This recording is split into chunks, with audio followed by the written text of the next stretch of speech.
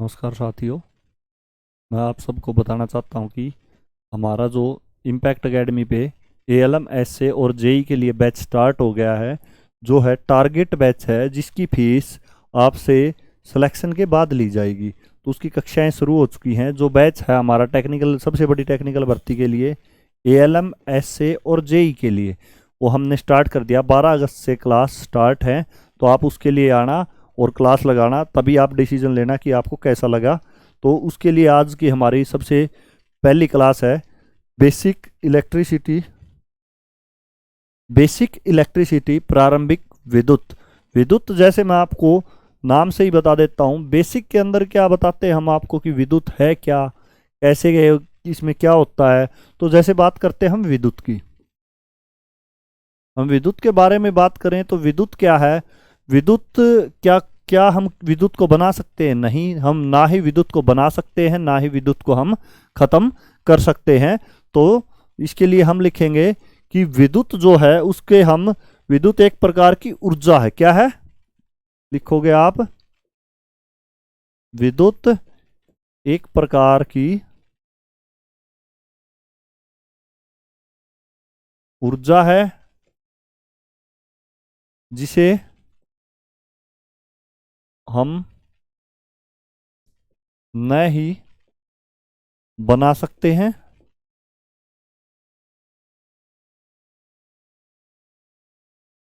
और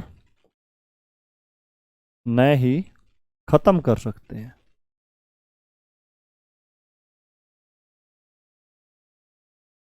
विद्युत एक ऐसी ऊर्जा है जिसे हम ना तो बना सकते हैं, ना खत्म कर सकते हैं। विद्युत किसी भी पदार्थ में पहले से ही मौजूद होती है। विद्युत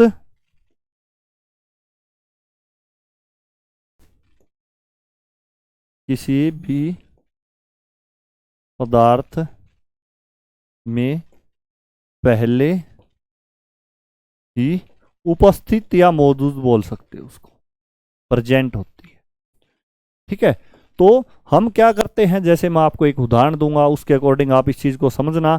जैसे हम इसको इंग्लिश में बोल सकते हैं, इट कैन नॉट बी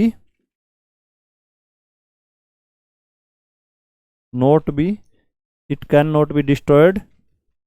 ठीक है। या it can not be create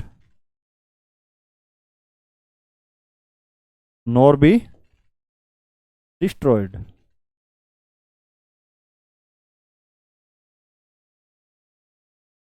it can not be created, it can not be create and nor be destroyed. इसको हम ना बना सकते हैं, ना खत्म कर सकते हैं। ऊर्जा ऑलरेडी क्या होती है, किसी पदार्थ में ऊर्जा होती है तो विद्युत वहां उपस्थित होती है। हम उसको सिर्फ ट्रांसफर कर सकते हैं या उसकी फॉर्म में बदल सकते हैं उसको। उसके लिए हमें किस चीज की जरूरत पड़ेगी? It can change one form to one form to another form.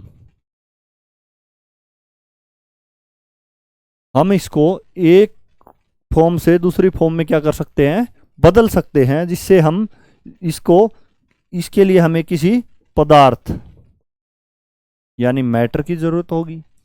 किसी मैटर के अंदर हम इसको क्या कर सकते हैं, फॉलो करवा सकते हैं। तो उस मैटर की हमें जरूरत होगी। उसके लिए हम इसको क्या कर सकते हैं, एक फॉर्म से दूसरे फॉर्म में बदल सकते हैं। और उस मैटर के को हम क्या बोलते हैं उसके अंदर? माध्यम। माध्यम यानी मीडियम। क्या होता है वो? माध्यम या मीडियम बोल सकते हो उसको, जिसको हम क्या करते हैं कि इसके अंदर हम एक फॉर्म से दूसरी फॉर्म के अंदर उसको चेंज कर सकते हैं। तो हमारे माध्यम है जो, या आप बोल सकते हो मैटर, वो पदार्थ है, वो कितने प्रकार के हैं? तो हमारे जो पदार्थ हैं वो पृथ्वी पर 3 प्रकार के पदार्थ हैं।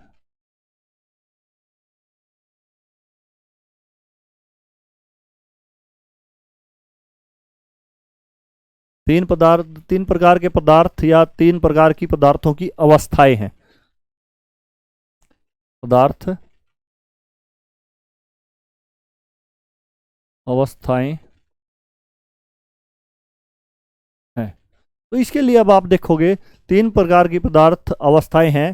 तो सबसे पहले हम उसको बोलेंगे एक ठोस, इंग्लिश में बोलते हैं सॉलिड। ठीक है, उसको क्या बोलेंगे इंग्लिश में? सॉलिड। दूसरा है लिक तरल, यानी इसको हम बोलेंगे लिक्विड। इसको क्या बोलेंगे? लिक्विड। तीसरा क्या होता है? गैस। इसको हम इंग्लिश में बोलते हैं गैस। तो हमारा पदार्थ कितनी अवस्थाओं में पाया जाता है? तीन अवस्थाओं में। तीन अवस्थाएं कौन कौन सी है? एक है ठोस, दूसरी तरल, तीसरी गैस। ठोस का आप एक उदाहरण ले लीजिए, जैसे लोहा, दूसरा सोना। ठीक है, पहला लोहा, दूसरा क्या? सोना। तो इसी तरह लिक्विड में आप ले सकते हैं पानी, या कोई जैसे सल्फ्यूरिक अम्ल, सल्फ्यूरिक अम्ल, तो सल्फ्यूरिक एसिड बोलते हैं उसको। तो इस तरह से कोई और भी हो सकता है। गैस जिस तरह नाइट्रोजन,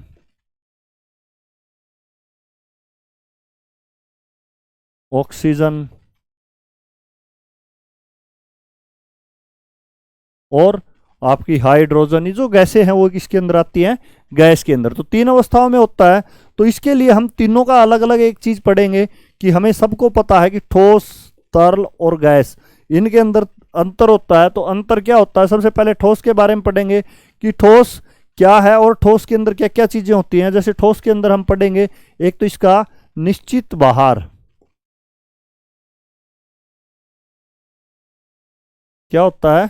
निश्चित भार।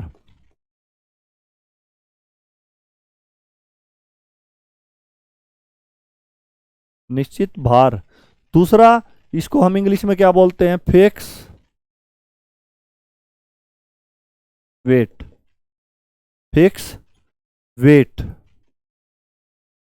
तीसरा, जिस तरह इसको निश्चित भार को ही हम क्या बोलते हैं? Fixed weight. दूसरा इसका क्या होता है? आयतन। आयतन भी क्या होता है? निश्चित होता है। तो इसको आप क्या बोलते हो?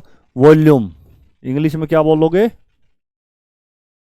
वॉल्यूम तो है, वो भी इसका फिक्स होता है। तीसरा, जिस तरह इसका आपका क्या होगा? आयतन फिक्स हो गया। दूसरा, इसका जो वेट फिक्स हो गया। तो इसी तरह हम इसको में तरल को कंपेयर करेंगे। तरल को कंपेयर करेंगे तो आयतन फिक्स हो गया, तो इसकी एक अवस्था सॉलिड के अंदर एक आकृति बोलते हैं जिसको, आकृति, वो भी इसकी क्या होती है? फिक्स होती है। आकृति, जो आकृति आपने सॉलिड की एक बार बना दी, वो भी इसकी फिक्स ही रहती है। किसकी? सॉलिड की। दूसरा, द्रव की बात करते हैं तो द्रव को हम क्या करते हैं? इसका भार तो क्या होता है द्रव का? लिक्विड का आपका निश्चित होता है। ठीक है, फिक्स होता है, इसको आप फिक्स ही बोलते हो। दोनों भाषाओं में जो पढ़ते हैं बच्चे, जैसे पॉलिटेक्निक वाले हैं वो इंग्लिश मीडियम के हैं, और जो आईटीआई वाले हैं हिंदी मीडियम को, ताकि किसी को प्रॉब्लम ना आए, आसानी से पढ़ सके, इसलिए मैं दोनों चीज में इसको लिख रहा हूं। तो इसके क्या है? निश्चित, इसका होता है भार। निश्चित क्या होता है? भार। तो दूसरा क्या है आपका? एटॉमिक। इसके अंदर जो है निश्चित भार होने के बाद इसका एक होता है आयतन, यानी वॉल्यूम। वॉल्यूम, वो भी इसका क्या होता है? फिक्स होता है कि इतना वॉल्यूम हो गया। लेकिन इसके अलावा इसका अलग क्या है कि जो इसकी आकृति है वो पात्र, यानी बर्तन, बर्तन के आधार पर क्या हो जाती है? बदल जाती है। बर्तन के आधार पर क्या हो जाती है? बदल जाती है। आकृति बदलती है।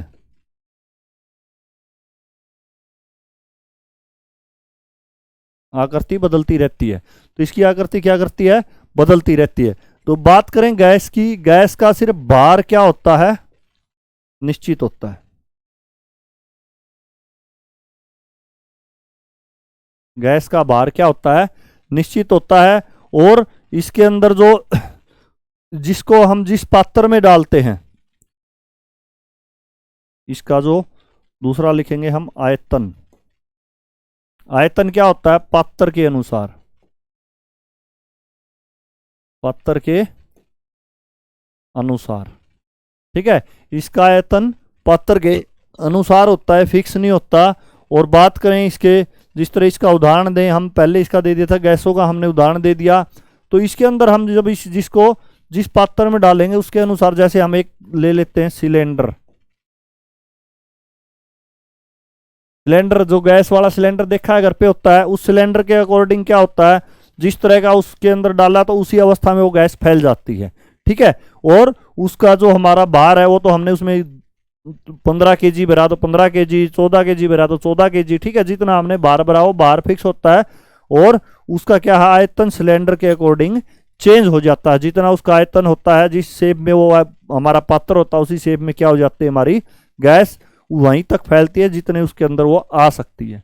ठीक है, तो इसके अकॉर्डिंग हम अब आगे जिस तरह इसके बारे में पढ़ेंगे, तो इलेक्ट्रिसिटी आपकी क्या करती है,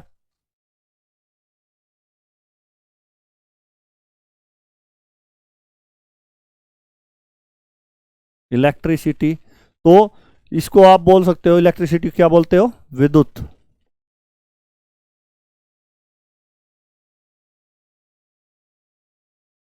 क्या बोलते हैं इसको, विद्युत। तो इलेक्ट्रिसिटी जो हमारी होती है वो किसके कारण होती है, इलेक्ट्रिसिटी को क्या बोल सकते हो आप, मैंने अभी आपको बताया था, फ्लो ऑफ चार्ज।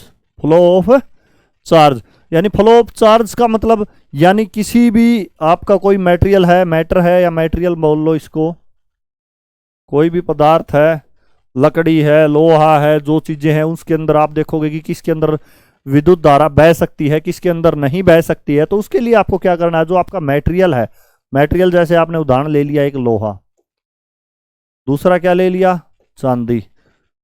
ठीक है, एक ले ली सूखी लकड़ी। तो ये हमारे सब मटेरियल हैं, तो सब क्या है, ये सॉलिड हैं। तो इसके अंदर भी जो मैंने बोला flow of charge, flow of charge कब होगा, जब फ्लो ऑफ इलेक्ट्रॉन होगा। फ्लो ऑफ चार्ज किसको बोलते हैं, जब फ्लो ऑफ इलेक्ट्रॉन्स। अब मैं आपको ये बताऊं आगे इलेक्ट्रॉन्स क्या हैं, भी क्या होते हैं। मैंने फ्लो ऑफ इलेक्ट्रॉन्स, इलेक्ट्रॉन कहाँ से लेके आए हम, क्या चीजें हैं ये। तो इसके लिए हम फ्लो ऑफ इलेक्ट्रॉन्स होंगे। फ्लो ऑफ इलेक्ट्रॉन्स के किसके ऊपर डिपेंड करता है, ये structure of atom, structure of atom. तो हमारा ये जो है इलेक्ट्रॉन्स का फ्लो किसके ऊपर डिपेंड करता है, स्ट्रक्चर ऑफ एटम, यानी परमाणु की संरचना। इसको हिंदी में बोलते हैं परमाणु की संरचना। परमाणु की संरचना यानी हमारी जो विद्युत है वो डिपेंड करती है फ्लो ऑफ चार्ज पे। फ्लो ऑफ चार्ज डिपेंड करता है इलेक्ट्रॉन पे, और इलेक्ट्रॉन के फ्लो पे। और इलेक्ट्रॉन का फ्लो किस पे डिपेंड करता है, किसी भी हमारा जो स्ट्रक्चर ऑफ एटम है, यानी किसी परमाणु की संरचना, उसके अंदर कितने इलेक्ट्रॉन है, कितने इलेक्ट्रॉन वो ले सकता है, कितने दे सकता है। तो उसके अकॉर्डिंग हमारा उस पर डिपेंड रहेगा ये, कि हमने कितना इसके अंदर जो हमारा करंट फॉलो करेगा। तो उसके रिगार्डिंग हम अब बात करेंगे स्ट्रक्चर ऑफ एटम की।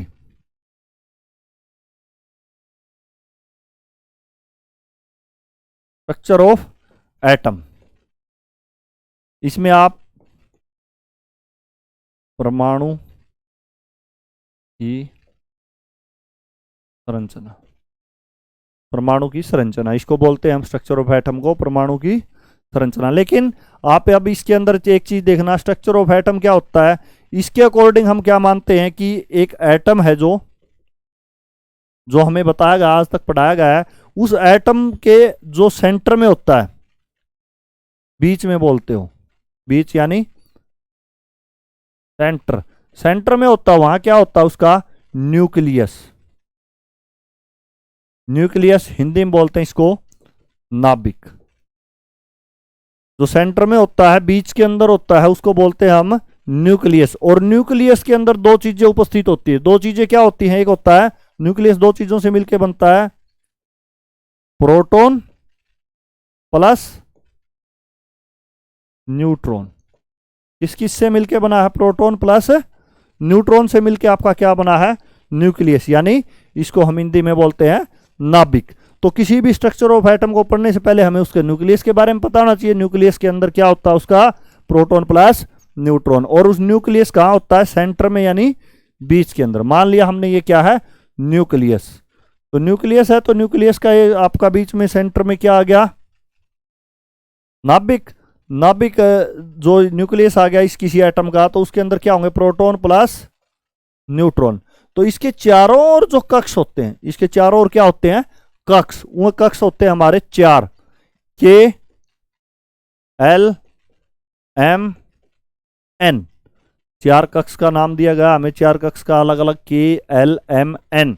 तो ये जो नाम दिए गए हैं, तो जो इस नाभिक के चारों ओर कक्ष होते हैं, उसके पहले को बोलते हैं के, दूसरे के बोलते हैं एल, तीसरे के बोलते हैं एम, चौथे के बोलते हैं एन।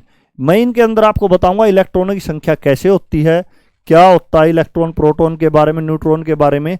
तो सबसे पहले तो हम एक बार स्ट्रक्चर ऑफ एटम देख लेते हैं।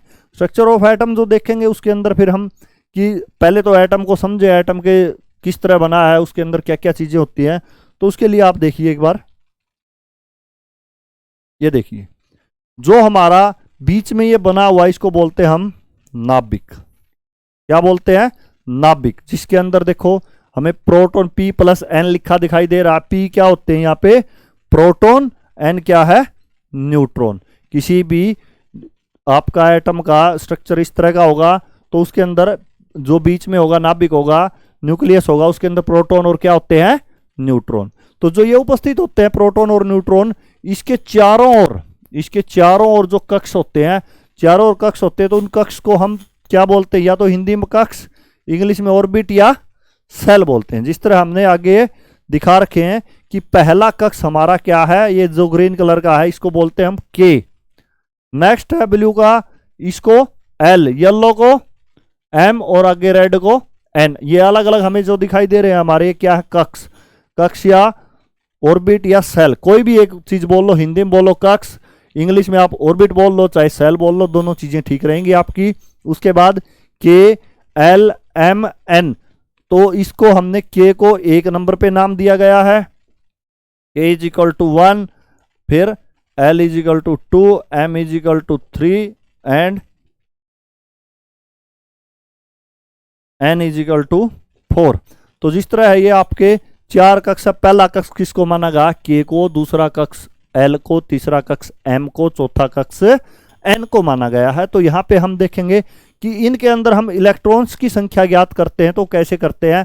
तो देखो, एक सबसे पहले तो एक चीज सुनो, जो इलेक्ट्रॉन होता है हमारे किसी भी एटम के अंदर तीन चीजें होती हैं। एटम के अंदर तीन चीजें क्या होती है? प्रोटॉन, न्यूट्रॉन और इलेक्ट्रॉन। तो हमारे प्रोटॉन कहां उपस्थित होगी? उसके नाभिक के अंदर। नाभिक यानी इसके न्यूक्लियस के अंदर प्रोटॉन और क्या हो गए? न्यूट्रॉन। लेकिन एटम के अंदर जो सेंटर के अंदर जो न्यूक्लियस के अंदर प्रोटॉन और न्यूट्रॉन हो गए, तो फिर इलेक्ट्रॉन कहां गए? इलेक्ट्रॉन क्या करते हैं? उसके बाहर जो कक्ष होते हैं, बाहर जो कक्ष होते हैं, तो क्या करते हैं? उस कक्ष के अंदर जो है वो घूमते हैं, वो क्या कहलाते हैं? हमारे इलेक्ट्रॉन। क्या कहलाते हैं? इलेक्ट्रॉन। जो इलेक्ट्रॉन है वो उन बाहरी कक्षों में घूमते हैं। तो अब हम ये पता करेंगे कि किस कक्ष में कितने इलेक्ट्रॉन घूमते हैं। तो इसको हम याद कैसे रखें? तो जैसे मैंने आपको बताया अभी भी कि के एल एम एन, के इज इक्वल टू मैंने बताया 1, L2, M3, N4।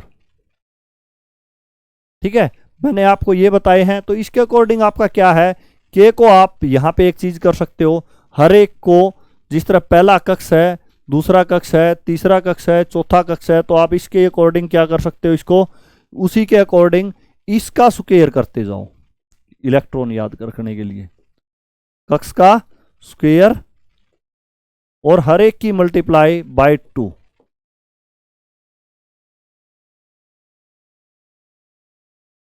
हर एक की मल्टीप्लाई बाय 2।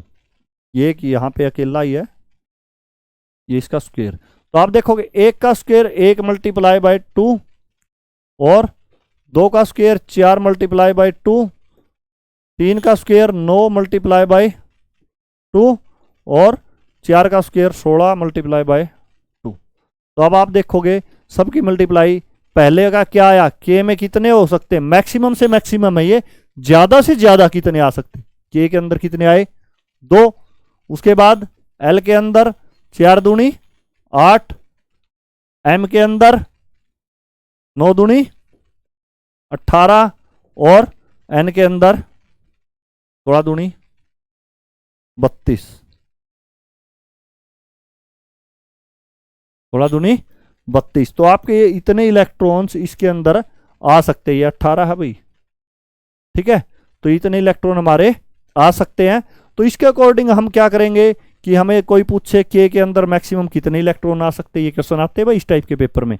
के अंदर कितने आएंगे 2, एल के अंदर कितने आएंगे, यहां से देख लो आप 8 नहीं याद तो इसको एक बार दोबारा देख लेना, नहीं कुछ समझ में आए दोबारा पूछ सकते हो कमेंट में। तो एम के अंदर 18, एन के अंदर 32, ठीक है। तो 2, 8, 18, 32, ठीक है। इस तरह आपके क्या आ सकते हैं, इसके अंदर इलेक्ट्रॉन्स आ सकते हैं। तो आप उसको इस तरह याद कर सकते हैं जिस तरह मैंने आपको बताया, ये याद रखने का तरीका है। तो अलग अलग आपके 4 सेल हो गए, के एल एम एन, और हमारे जो होते हैं वो इस तरह होते हैं 2, 8, 8, 18, 18, 32, 32।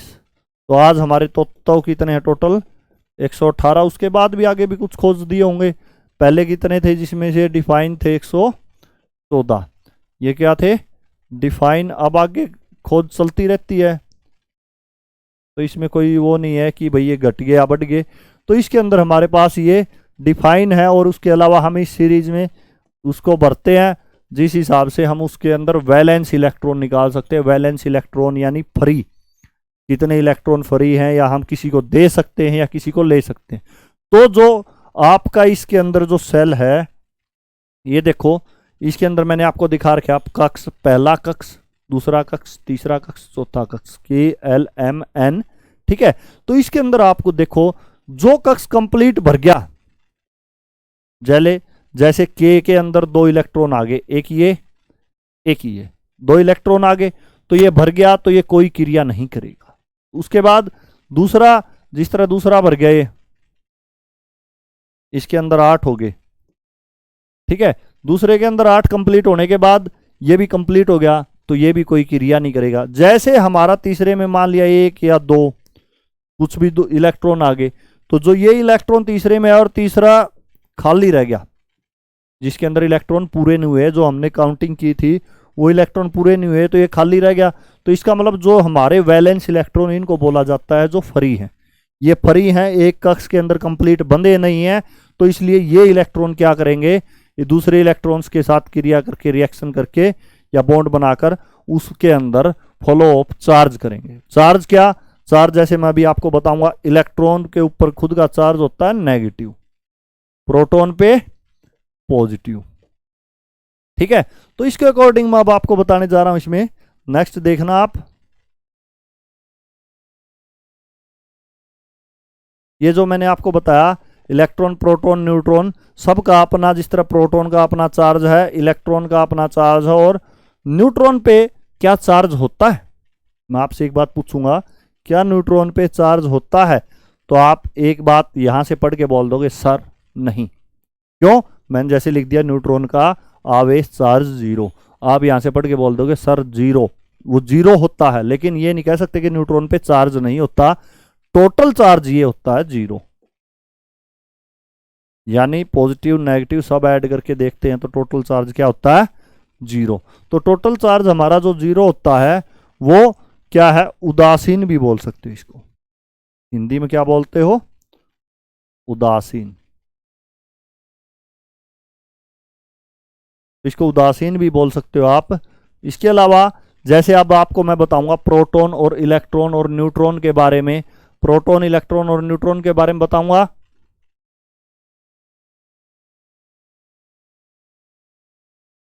प्रोटॉन, इलेक्ट्रॉन, न्यूट्रॉन के बारे में पढ़ेंगे तो देखो प्रोटॉन, जो इतने ज्यादा साइंस की तरह ज्यादा डिटेल में जाने की जरूरत नहीं है, जो चीजें हमारी पूछे जाने वाली हैं वही देखो आप।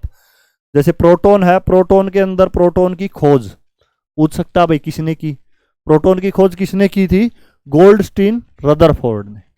या तो गोल्डस्टीन आ जाए ऑप्शन में तो गोल्डस्टीन लगाना है, या दूसरे का नाम आ जाए जिस तरह रदरफोर्ड तो आपको रदरफोर्ड लगाना है। Option A B C D में जो आपको मिलेगा इनमें से एक को मार्क करना है। दूसरा, अगर इलेक्ट्रॉन की खोज पूछे तो किसने की थी, रदरफोर्ड जे थॉमसन ने, और न्यूट्रॉन की जेम्स चैडविक ने। तो आप एक काम कर सकते हो, पी से प्रोटॉन, ई से इलेक्ट्रॉन और एन से न्यूट्रॉन। तो इसको आप एक बात याद कर सकते हो, पी बाई जी, ठीक है, और ई बाई जे, एंड इसको पी, पेन को आप जी जे,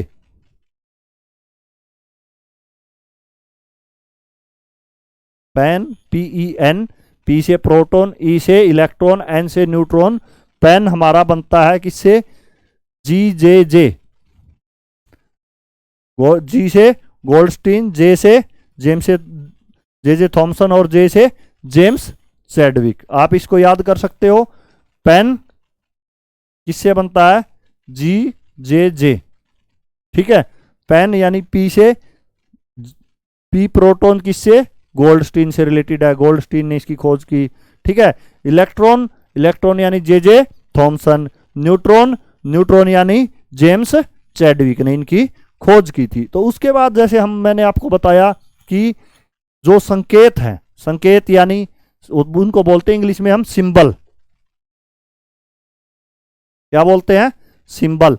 तो जो सिंबल हैं, सिंबल आपके क्या होंगे, जिस तरह आपका सिंबल होगा प्रोटॉन का, या तो आपको मिलेगा P या मिलेगा E के ऊपर पॉजिटिव, या तो मिलेगा आपको ये देखो यहां पे P, या फिर मिलेगा ऑप्शन में E के ऊपर पॉजिटिव। तो वो दोनों सिंबल किसके माने जाते हैं, प्रोटॉन के माने जाते हैं।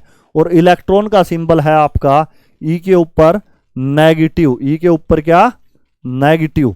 वो क्या होगा आपका इलेक्ट्रॉन का, और न्यूट्रॉन के लिए लिखा जाएगा N, न्यूट्रॉन के लिए क्या लिखा जाएगा, N। अगर अब हम बात करें, दो चीजों में बच्चे कंफ्यूज ज्यादा होते हैं।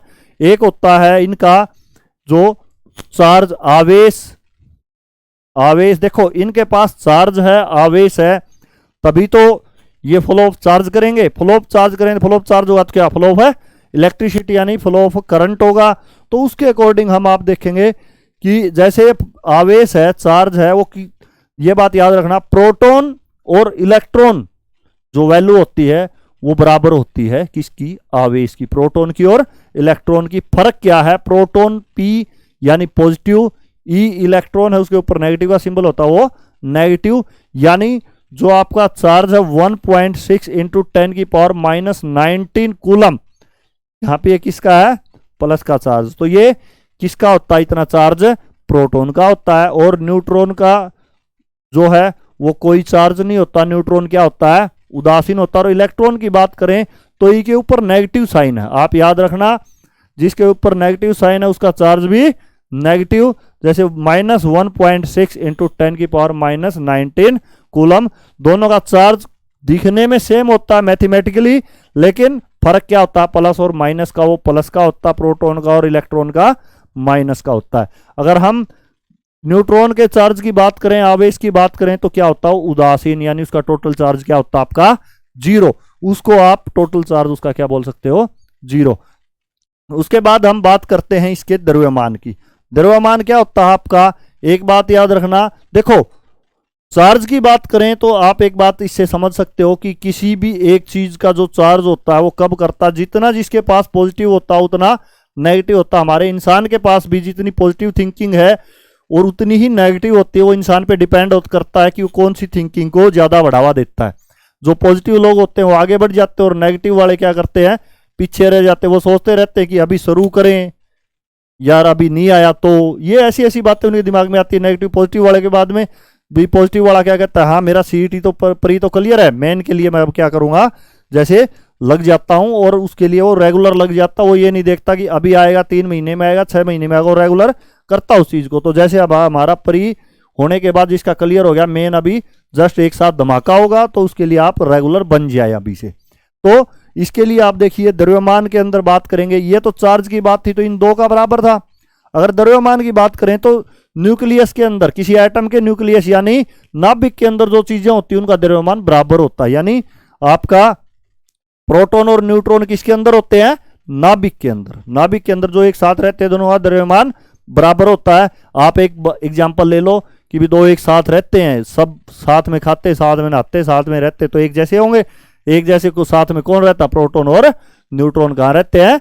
नाभिक में। तो इनका भार भी क्या होगा? एक जैसा खाते हैं, एक जैसे रहते हैं, तो एक जैसा ही होगा। तो आपका 1.6 इंटू 10⁻⁻27 किलोग्राम ये भार किसका होता है? प्रोटॉन का। और सेम भार किसका होता है? न्यूट्रॉन का होता है आपका। जैसे बात करें अब हम किसकी? इलेक्ट्रॉन की। तो इलेक्ट्रॉन का भार कितना होता है? 9.11 इंटू 10⁻31 kg। यानी इसका भार किससे? इलेक्ट्रॉन और न्यूट्रॉन। इलेक्ट्रॉन का भार प्रोटॉन और न्यूट्रॉन से क्या होता है? अलग होता है। तो इसके लिए आप देखो, जो मैंने आपको बताया कि जैसे द्रव्यमान प्रोटॉन और न्यूट्रॉन का सेम होता है और चार्ज इलेक्ट्रॉन और प्रोटॉन का सेम होता है, इसके अंदर सिर्फ डिफरेंस माइनस साइन का है। ठीक है, ये बात आपको याद रह जाएगी। इसके अकॉर्डिंग जो मैं आपको अभी बता रहा हूं, जैसे मैंने बताया द्रव्यमान का जो हमारा डिफरेंस है, किसका डिफरेंस है? देखो, प्रोटॉन और न्यूट्रॉन तो सेम है, प्रोटॉन न्यूट्रॉन का द्रव्यमान सेम है, तो इसका डिफरेंस किसके साथ हुआ? या आप बोल सकते हैं प्रोटॉन का किसके साथ हुआ? इलेक्ट्रॉन के साथ। यानी हमने क्या किया? जो हमारे प्रोटॉन है और जो न्यूट्रॉन है, हमने इसको द्रव्यमान को मास यानी m लिख दिया। मान लिया m क्या लिख दिया? मास।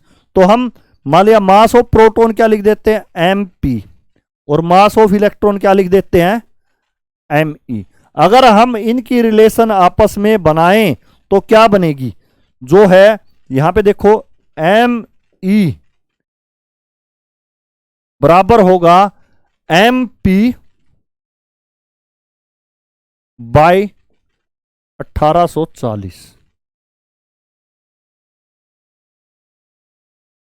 बाई 1840। तो इसको आप दूसरी भाषा में एक तो ये इक्वेशन याद रखो, डायरेक्ट प्रोटॉन और इलेक्ट्रॉन के द्रव्यमान का रिलेशन पूछ लिया जाता है। एक तो इस फॉर्म में हो सकता है पेपर में, ठीक है, दूसरा इस फॉर्म में भी हो सकता है। हमें क्या करना है? सिर्फ 1840 को यहां डिवाइड में है तो इस साइड लेके आएंगे, किस में हो जाएगा? मल्टीप्लाई में। मल्टीप्लाई में होगा तो m e इंटू 10 की पावर 1840 गुना में, सॉरी ये एक तो पता नहीं इसमें चलने में प्रॉब्लम आ रही है।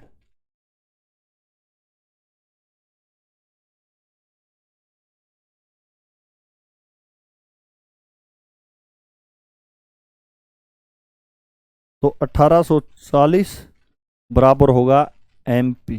यानी जो आपका मास ऑफ प्रोटॉन बराबर होगा मास ऑफ इलेक्ट्रॉन इंटू 1840। ठीक है, तो इसके बराबर आपका क्या हो जाएगा? मास का जो है रिलेशन बन जाएगा आपका, या तो इस फॉर्म में आप इसको लिख सकते हो पेपर में ऑप्शन में, या तो इसमें मिल सकता है या आपको इस फॉर्म में मिल सकता है। किसी भी फॉर्म में हो, कंफ्यूज नहीं होना। और एक बात दिमाग में याद रखना, जिनका एक जैसा द्रव्यमान है वो एक साथ रहते हैं, और जिनका एक जैसा चार्ज है वो एक दूसरे से क्या होते हैं? अलग होते हैं, लेकिन दिखने में चार्ज एक जैसा है, उनके साइन अलग होते हैं। तो जिनके साइन अलग होते हैं, साइन अलग मतलब वो दूर अलग रहते हैं।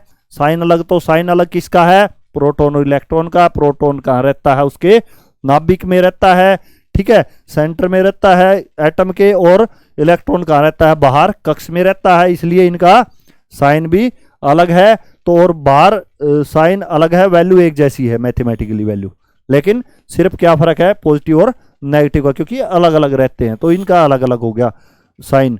दूसरा क्या है? बार की बात करें, जो बार में एक साथ रहते हैं जैसे प्रोटॉन और न्यूट्रॉन, उनका एक जैसा बार है, और जो अलग अलग रहते हैं, कौन अलग रहता है? प्रोटॉन और इलेक्ट्रॉन अलग रहते हैं, तो उनका बार भी क्या होगा? अलग होगा। तो मैं आपसे उम्मीद करता हूं यहां तक तो आपको समझ आ गया होगा और आपको याद भी हो गया होगा।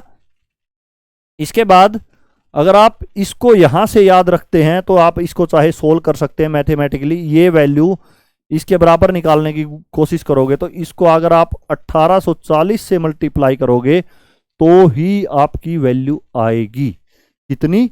1.67 इंटू 10⁻⁻27 7। तो इसके साथ साथ जैसे हम हमारे जो मैं जो आपको साथ साथ करवा रहा हूं वही क्वेश्चन डायरेक्ट करवाता रहूंगा जो पेपर में डायरेक्ट पूछे जाते।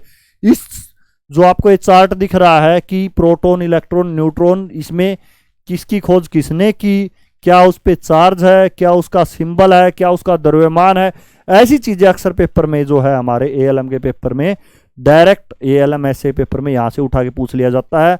What is the charge of neutron, यानी आप न्यूट्रॉन का द्रव्यमान बताएं। तो न्यूट्रॉन का द्रव्यमान क्या है, न्यूट्रॉन का द्रव्यमान क्या है 1.67 इंटू 10 की पावर -27। आप हमें क्या बताएं, इलेक्ट्रॉन का जो है आवेश बताएं, यानी चार्ज बताएं, माइनस का 1.67 इंटू 10 की पावर -19 कूलम। तो आपका ये रहेगा। जिस तरह ये भी एक चीज थी, हमें पहले पूरा देखना है, उसके अलावा ऐसे नहीं कि आपने देखा नहीं और आप उन्हें वैसे ही कर दिया। जैसे एक पीछे जो थर्ड शिफ्ट थी उसमें एक मैथ का क्वेश्चन था सीईटी का प्री में पूछा गया था। उसके अंदर क्या पूछा गया था कि माइनस का 0.1 बड़ा है कि माइनस का छोटा है कि माइनस का 0.3 छोटा है। इनमें से अगर आपसे पूछा जाए तो कौन सा छोटा है, तो इसमें आपको ये नहीं करना कि 1 दिख रहा है छोटा है, माइनस की वैल्यू अगर हम देखते हैं माइनस में और ज्यादा वो हो रही है तो इसका मतलब छोटी कौन सी है, वो तो छोटा ये था। तो इसके हिसाब से चल रहे हैं। तो इसको अगर आप मल्टीप्लाई 10 से कर दो तो -1 हो गया, -3। तो इनमें -1 छोटा था, -3 छोटा था, -3 छोटा होता है। तो आप इस तरह कंफ्यूजन नहीं होना, आपको हर एक चीज उसमें देख के करनी है। तो जो आपको बताया इस तरह आपको हमारी जो वीडियो मिलेगी उसके अंदर आपको हर एक के अंदर मिलता रहेगा। तो आप हमारे YouTube चैनल इम्पैक्ट एकेडमी पे हमारी जो वीडियो है एमसीक्यूज करवाएंगे, PYQ करवाएंगे, उनको देखते रहना और साथ ही साथ आप ये क्लासेज लगाते रहना। इस कोर्स के लिए आप इम्पैक्ट एकेडमी हिसार ऑफलाइन में आ सकते हैं और ऑनलाइन के लिए इम्पैक्ट एकेडमी ऐप डाउनलोड कर सकते हैं। जो हमारा बैच 12 अगस्त से स्टार्ट हो रहा है, तो उसके लिए आप सभी का वेलकम है। आइए और शुरुआत कीजिए ताकि आपकी जॉब आपके लिए तैयार रहे।